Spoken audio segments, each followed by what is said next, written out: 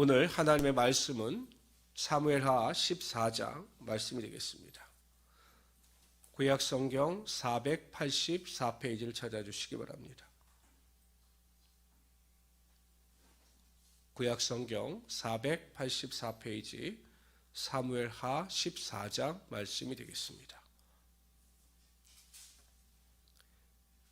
다시 예루살렘으로 돌아오는 압살롬에 대한 내용이 나오고 있습니다. 우리 1절부터 33절까지 우리 다 같이 한 목소리로 읽도록 하겠습니다. 수르의 아들 요압이 왕의 마음이 압살롬에게로 향하는 줄 알고 드고아에서 사람을 보내 거기서 지혜로운 여인 하나를 데려다가 그에게 이르되 청하건대 너는 상주가 된 것처럼 상복을 입고 기름을 바르지 말고 죽은 사람을 위하여 오래 휠파하는 여인같이 하고 왕께 들어가서 그에게 이러이러하게 말하라 하고 요압이 그의 입에 할 말을 넣어주니라. 드고아 여인이 왕께 아뢰일 때 얼굴을 땅에 대고 엎드려 아뢰되 왕이여 도우소서 하니 왕이 그에게 이르되 무슨 일이냐 하니라. 대답하되 나는 진정으로 가분이이다. 남편은 죽고 이 여종에게 아들 둘이 있더니 그들이 들에서 싸우나 그들을 말리는 사람이 아무도 없으므로 한 아이가 다른 아이를 쳐 죽인지라. 온 족속이 일어나서 당신의 여종 나를 핍박하여 말하기를 그의 동생을 쳐 죽인 자를 내놓으라. 우리가 그의 동생 죽인 죄를 갚아 그를 죽여 상속자 될 것까지 끊겠노라 하오니 그를 안적 그들이 내게 남아있는 숯불을 꺼서 내 남편의 이름과 씨를 세상에 남겨두지 아니하겠나이다 하니 왕이 여인에게 이르되 네 집으로 가라. 내가 너를 위하여 명령을 내리리라 하는지라. 드고아 여인이 왕께 여쭈되 내 주 왕이여 그 죄는 나와 내 아버지의 집으로 돌릴 것이니 왕과 왕위는 허물이 없으리이다. 왕이 이르되 누구든지 내게 말하는 자를 내게로 데려오라. 그가 다시는 너를 건드리지도 못하리라 하니라. 여인이 이르되 청하건대 왕은 왕의 하나님 여호와를 기억하사 원수 갚는 자가 더 죽이지 못하게 하옵소서. 내 아들을 죽일까 두렵나이다 하니 왕이 이르되 여호와께서 살아계심을 두고 맹세하노니 내 아들의 머리카락 하나도 땅에 떨어지지 아니라 하니라 하느니라. 여인이 이르되 청하건대 당신의 여종을 용납하여 한 말씀을 내 주 함께 엽죽게 하옵소서 하니 그가 이르되 말하라 하니라. 여인이 이르되 그러면 어찌하여 왕께서 하나님의 백성에게 대하여 이 같은 생각을 하셨나이까. 이 말씀을 중심으로 왕께서 죄 있는 사람같이 되심은 그 내쫓긴 자를 왕께서 집으로 돌아오게 하지 아니하심이니이다.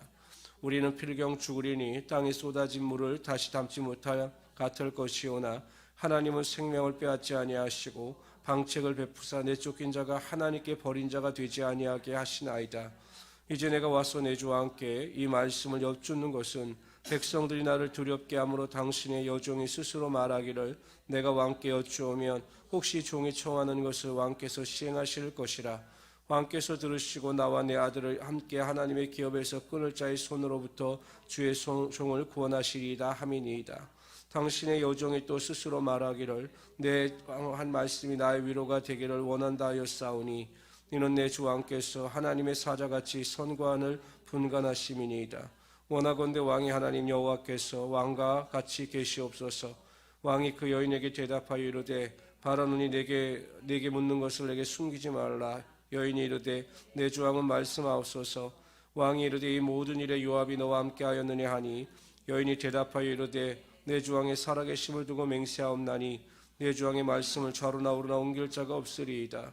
왕의 종 요압이 내게 명령하였고 그가 이 모든 말을 왕의 여종의 입에 넣어 주었사오니 이는 왕의 종 요압이 일의 형편을 바꾸려 하여 이렇게 함이니이다. 내 주 왕의 지혜는 하나님의 사자의 지혜와 같아서 땅에 있는 일을 다 아시나이다 하니라.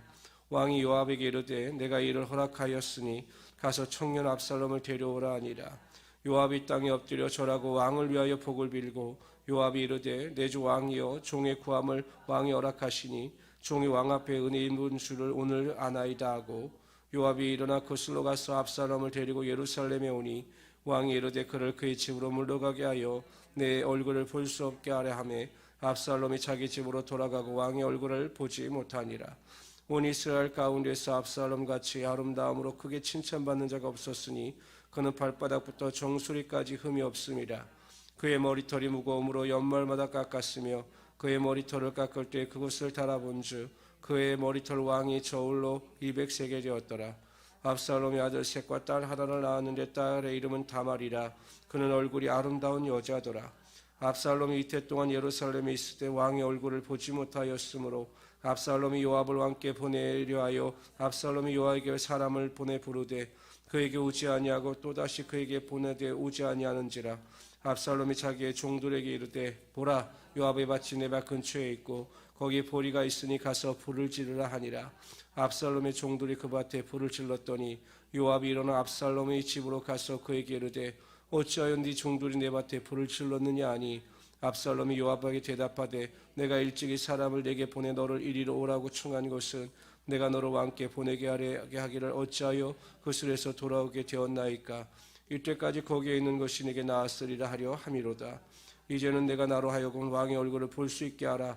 내가 만일 죄가 있으면 왕이 나를 죽이시는 것이 옳으니라 하는지라. 요압이 왕께 나가서 그에게 아뢰매 왕이 압살롬을 부르니 그가 왕께 나가 그 앞에 얼굴을 땅에 대어 그에게 절하매 왕이 압살롬을 입을 맞추니라. 아멘. 압살롬이 암논을 살해하고 그의 외조부가 있는 그술 땅, 이방 땅으로 도피를 합니다. 그리고 3년 동안 그곳에 머물렀습니다. 비록 압살롬이 암논을 죽인 살인범이었지만 그래도 다윗에게는 사랑하는 아들이었기 때문에 다윗은 그 압살롬을 그리워했습니다. 이를 눈치챈 요압은 한 가지 꾀를 내어 한 여인을 택하여 드고아에서 한 여인을 택하여 이럴 말을 그에게 알려주고 여차여차 다윗에게 가서 이야기하라고 알려줍니다. 결국은 다윗이 압살롬을 데려오는 일에 대하여 큰 공을 세우기는 하였지만 이것이 하나님의 지혜에서 비롯된 것은 아닙니다. 인간의 지혜에서 비롯된 것이죠. 그러나 비록 다윗이 압살롬을 구슬 땅에서 예루살렘으로 오라 허락은 하였지만 그의 관계는 여전히 회복되지 못했습니다. 오늘 본문 말씀에 보면 이 관계를 풀어나가는 과정 가운데 압살롬, 다윗 두 사람에게 모두 문제가 있습니다. 첫 번째, 압살롬은 자신이 암논을 살해한 것에 대해서 죄의식을 가지고 진정으로 회개하지 않았습니다. 생명은 하나님께 속한 것입니다. 그러니까 암논을 죽였다라고 하는 것은 자신의 아버지 다윗에게도 죄를 범한 것이지만 생명의 근원이 되신 하나님께 대하여 죄를 범한 것이기 때문에 그는 먼저 하나님 앞에 철저히 회개해야 됐습니다. 그런데 예루살렘으로 돌아온 압살롬의 태도를 보면 그는 자신의 죄에 대해서 깨닫지 못하고 하나님 앞에서 회개하려고 하는 시도조차 하지 않습니다.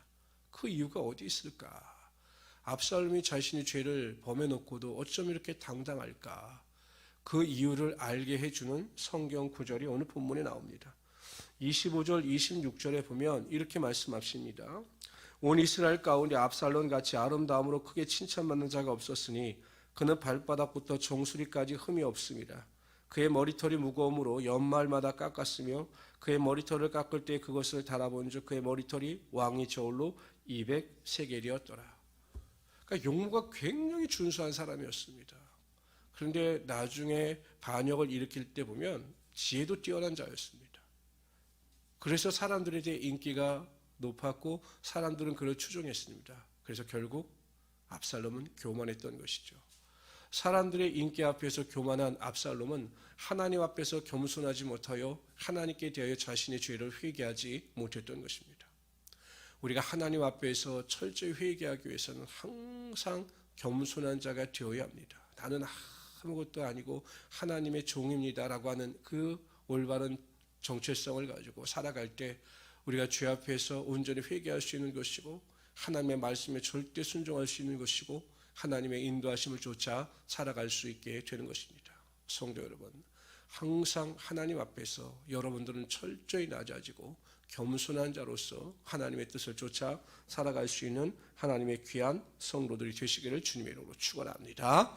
두 번째, 다윗은 압살롬을 다시 불렀다면 첫째, 그를 진정으로 회개케 해야 했습니다. 두 번째, 진정으로 그를 용서해야 했습니다. 그런데 오늘 다윗은 압살롬에게 대해서 이러한 조치를 취하지 않고 어정쩡한 태도를 취합니다.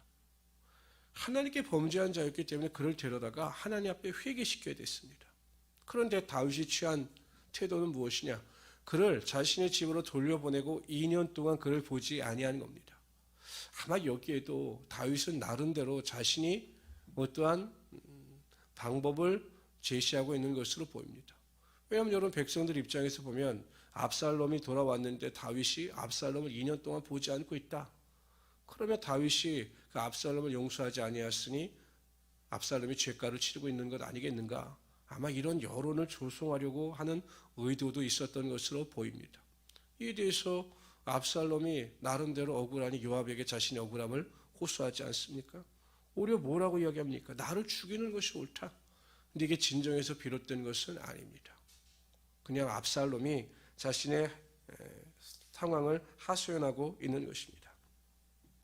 여러분, 제가 어제 설교에도 말씀드렸듯이 사랑은 항상 공의가 있는 것입니다. 우리가 하나님 앞에서 죽으면 하나님은 우리를 살리십니다. 자식도 마찬가지입니다. 가족도 마찬가지입니다. 그러나 우리가 하나님 앞에서 죽지 아니하면 모든 사람이 다 불행하게 되는 것입니다. 그런데 다윗은 후자의 길을 선택하고 있는 것입니다.